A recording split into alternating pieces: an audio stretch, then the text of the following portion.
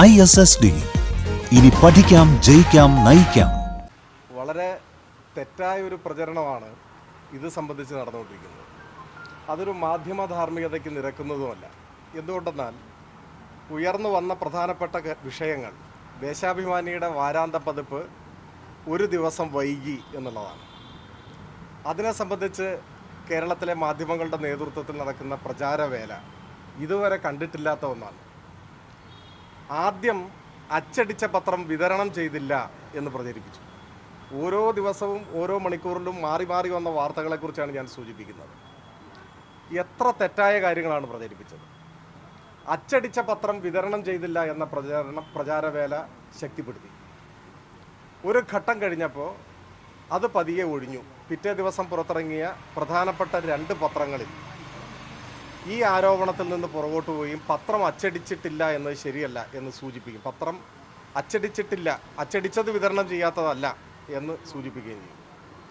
2 VSൻ്റെ അനുസ്മരണം ഒഴിവാക്കി എന്ന നിലയിലാണ് വലിയൊരാഘോഷം നടന്നത്. അത് ഏതൊക്കെ രൂപത്തിൽ ചിത്രീകരിക്കപ്പെട്ടു. പിന്നീട് അതിൽ നിന്ന് പുറകോട്ട് പോയി. മൂന്നാമത് വന്നതാണ് ഒരു നാടകകാരനെ സംബന്ധിച്ച ലേഖനം ഒഴിവാക്കിയത് കൊണ്ടാണ് പത്രം അച്ചടിക്കാൻ കഴിയാതിരുന്നത് എന്ന നിലയിലാണ് വാർത്ത.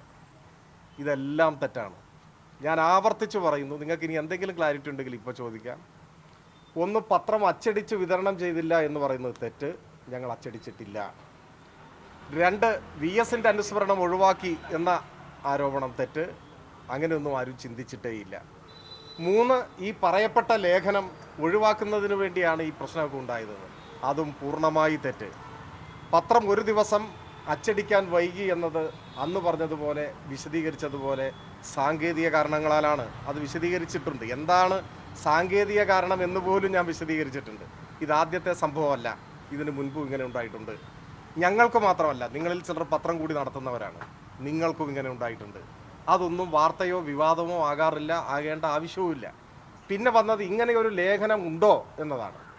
അങ്ങനെ ഒരു ലേഖനം ഉണ്ടോ എന്ന് ചോദിച്ചാൽ ദേശാഭിമാനിയിൽ ഇല്ല എന്നാണ് ഞാൻ പറഞ്ഞത്. ഇല്ല എന്ന് പറഞ്ഞാൽ അതിൻ്റെ അർത്ഥം ദേശാഭിമാനിയിൽ ഇല്ല എന്നാണ്. അല്ലാതെ ആരെങ്കിലും അങ്ങനെ എഴുതിയില്ല എന്ന് എനിക്ക് പറയാൻ കഴിയുമോ? ദേശാഭിമാനിയിൽ ഇങ്ങനെ ഒരു ലേഖനം വന്നിരുന്നോ എന്നാണ് ചോദ്യമെങ്കിൽ ഞാൻ നിങ്ങളുടെ ചോദ്യം അങ്ങനെ ആയിരിക്കും ഉദ്ദേശിച്ചിട്ട് പറയാം. ഇങ്ങനെ ഒരു ലേഖനം ദേശാഭിമാനിയിൽ കൊടുക്കാൻ വേണ്ടി വന്നിരുന്നോ എന്നാണ് നിങ്ങളുടെ ചോദ്യമെങ്കിൽ അതിന് ഉത്തരം പറയാൻ കഴിയില്ല, ഉത്തരം പറയേണ്ടതുമില്ല. എന്തുകൊണ്ട്? വാരാന്ത പതിപ്പിലേക്ക് 100 കണക്കിന് സൃഷ്ടികൾ വരും. അത് ഏതൊക്കെ വന്നു അത് നിങ്ങളുടെ മുൻപിൽ വിശദീകരിക്കേണ്ട കാര്യമുണ്ടോ? ഞങ്ങളുടെ പത്രത്തിൽ വരുന്ന കാര്യം അതിൽ ചിലത് പ്രസിദ്ധീകരിക്കും, ചിലത് മാറ്റിവെക്കും, ചിലത് തിരിച്ചയക്കും. അതൊക്കെ ഞങ്ങളുടെ പത്രം അങ്ങനെയല്ലേ ചെയ്യാറുള്ളത്? അതൊക്കെ വിശദീകരിക്കേണ്ട കാര്യമുണ്ടോ? 2, ഇത് പറയേണ്ടതില്ല എന്നതുപോലെ തന്നെ ഈ 100 കണക്കിന് കാര്യങ്ങൾ വരുമ്പോൾ എല്ലാം ഞങ്ങളുടെ മുൻപിലാണോ വരിക? അത് ഏതൊക്കെ വന്നില്ല എന്നൊന്നും പറയാൻ കഴിയുന്നൊരു കാര്യമല്ല. ഇനി ഓരോ മാധ്യമങ്ങളുടെയും ഡെസ്കിൽ നടക്കുന്ന കാര്യങ്ങൾ ഇങ്ങനെ വിവാദമാകാറുണ്ടോ? നിങ്ങളുടെ ഡെസ്കിൽ എന്തൊക്കെ നടക്കാറുണ്ട്? എല്ലാ വാർത്തകളും നിങ്ങൾ കൊടുക്കുകയാണോ ചെയ്യുന്നത്? ചില വാർത്തകൾ മാറ്റിവെക്കാറില്ലേ? ചിലത് കൊടുക്കേണ്ടതില്ല എന്ന് തീരുമാനിക്കാറില്ലേ? അത്തരം കാര്യങ്ങളെ ചൊല്ലി നിങ്ങളുടെ ഡെസ്കിൽ തർക്കങ്ങൾ ഉണ്ടായിട്ടില്ലേ? രൂക്ഷമായ തർക്കങ്ങൾ. ആ തർക്കങ്ങൾ സംഘർഷങ്ങളായിട്ടില്ലേ? അതിനെ തുടർന്ന് ചിലർ രാജിവെച്ച് പോയിട്ടില്ലേ? നടപടികളിലേക്ക് വന്നിട്ടില്ലേ? ഇതൊക്കെ ഞങ്ങൾക്കും കിട്ടുന്ന കാര്യമല്ലേ? ഞങ്ങൾ എന്തുകൊണ്ടാണ് അത് വാർത്തയാക്കാത്തത്? അതൊരു മാധ്യമത്തിനകത്ത് നടക്കുന്ന, ഡെസ്കിനകത്ത് നടക്കുന്ന സ്വാഭാവികമായ ദൈനംദിന പ്രവർത്തനത്തിൻ്റെ ഭാഗമാണ്. ഏത് മാധ്യമത്തിനും അതിന് അവകാശമുണ്ട്. ദേശാഭിമാനി എന്ത് കൊടുക്കണമെന്നും എന്ത് കൊടുക്കണമെന്നും നിങ്ങളല്ല തീരുമാനിക്കുന്നത്. അതിന് ഞങ്ങൾക്കൊരു സംവിധാനമുണ്ട്. ഞങ്ങൾ തീരുമാനിക്കും. പറയട്ടെ, ഞങ്ങൾ തീരുമാനിക്കും. അതുകൊണ്ട് ഞാൻ ആവർത്തിക്കുന്നു, ഇത് സംബന്ധിച്ചൊരു നാടകകാരനെ സംബന്ധിച്ച ലേഖനം ഞങ്ങളുടെ മുൻപിലുള്ള വിഷയമേ അല്ല. സാധാരണ ദേശാഭിമാനിയുടെ വാരാന്ത പതിപ്പ് ഇറങ്ങുമ്പോൾ ആദ്യ പേജിൽ പ്രത്യേകമായി നിശ്ചയിക്കപ്പെട്ട ഒരു സ്റ്റോറി ഉണ്ടാവും. ബാക്കി മറ്റ് സ്ഥിരം പങ്ക്തികളും മറ്റു കാര്യങ്ങളുമാണ് ഉണ്ടാവുക. എന്നാൽ VSൻ്റെ ചരമദിനത്തിന് മുൻപായി ഇറങ്ങുന്ന ദേശാഭിമാനിയുടെ വാരാന്ത പതിപ്പിൽ VSൻ്റെ സംബന്ധിച്ചിട്ടുള്ള അനുസ്മരണം തന്നെ ആയിരിക്കണം മുഖ്യ ഇനമെന്ന് തീരുമാനിച്ചിരുന്നു. അതനുസരിച്ച് ആദ്യ പേജ് അങ്ങനെ തന്നെ തയ്യാറാക്കി. എഡിറ്റോറിയൽ തീരുമാനിച്ചു ആദ്യ പേജ് മാത്രം പോരാ, അവസാന പേജും ഇത് ആദ്യ ചരമവാർഷികമായതുകൊണ്ട് VS തന്നെ ആയിരിക്കണം. അവിടെ മറ്റൊന്നും ബാധകമല്ല. ഞങ്ങൾ അങ്ങനെ തന്നെ തയ്യാറാക്കി. അതൊരു ദിവസം വൈകിയത് ഈ പറഞ്ഞ സാങ്കേതിക കാരണം കൊണ്ട് തന്നെയാണ്, മറ്റൊന്നും പ്രസക്തമായിട്ടുള്ള കാര്യമല്ല. ശരി, ഇനി പറയാം. KR അജയൻ്റെ പേരിൽ നടപടി സ്വീകരിച്ചു എന്ന് നിങ്ങളോട് ആരാണ് പറഞ്ഞത്? ആരാണ് പറഞ്ഞത്? പറയൂ, ചോദിച്ച ആൾക്ക് പറയാൻ കഴിയുമോ? ആരാണ് പറഞ്ഞത്? അതെ, അതാ ഞാൻ ചോദിക്കുന്നത്. KR അജയൻ്റെ പേരിൽ നടപടി സ്വീകരിച്ചു എന്ന് പറയണമെങ്കിൽ ഒന്നുകിൽ ദേശാഭിമാനി പറയണം, അല്ലെങ്കിൽ നിങ്ങൾ പറയുന്ന KR അജയൻ പറയണം. ഇത് രണ്ടുമല്ലേ പറയേണ്ടത്? അവരാരെങ്കിലും നിങ്ങളോട് അങ്ങനെ പറഞ്ഞിട്ടുണ്ടോ? ഇല്ലല്ലോ. ഇല്ലാതാണ് ഞാൻ വിചാരിക്കുന്നത്. അല്ലെങ്കിൽ എന്നെ തിരുത്തൂ. അല്ല, അത് അടുത്തത് ഞാൻ പറയാം. നിങ്ങൾ ഈ ചോദിച്ച കാര്യത്തിന് നിങ്ങൾക്ക് മറുപടി പറയാൻ സാധിക്കുമോ? മാധ്യമപ്രവർത്തകർ എന്ന നിലയിൽ നിങ്ങൾക്ക് ഉത്തരവാദിത്വം ഉണ്ടല്ലോ.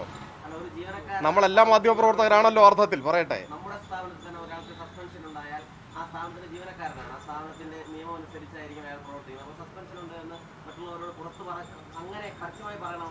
ഇല്ലല്ലോ. ആ കാര്യം വ്യക്തമാണല്ലോ.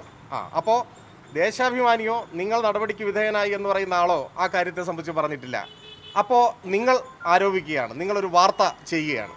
ഞാൻ ചോദിക്കട്ടെ, ദേശാഭിമാനിക്കകത്ത് ഞങ്ങളുടെ ദൈനംദിന പ്രവർത്തനത്തിൻ്റെ ഭാഗമായി ഏതെങ്കിലും ഒരു ജീവനക്കാരൻ്റെ പേരിൽ നടപടി സ്വീകരിക്കുന്നുണ്ടെങ്കിൽ അതിൽ മറ്റു മാധ്യമങ്ങൾക്ക് എന്താ കാര്യം?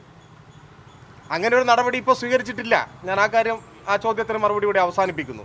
പക്ഷെ ഞാൻ പറയുന്നത്, അങ്ങനെ ഒരു നടപടിയിലേക്ക് ഒരു സ്ഥാപനം പോകുമ്പോൾ നിങ്ങളുടെ എത്ര പേരുടെ പേരിൽ നടപടി വന്നിട്ടുണ്ട് നിങ്ങളുടെ സ്ഥാപനങ്ങളിൽ? അതെന്താണ് നിങ്ങൾ വാർത്തയാക്കാത്തത്? ഏതൊക്കെ നടപടികൾ വന്നിട്ടുണ്ട്? ഞാൻ നേരത്തെ സൂചിപ്പിച്ച പോലെ നാടകീയമായ സംഭവങ്ങൾ ഉണ്ടായിട്ടില്ലേ?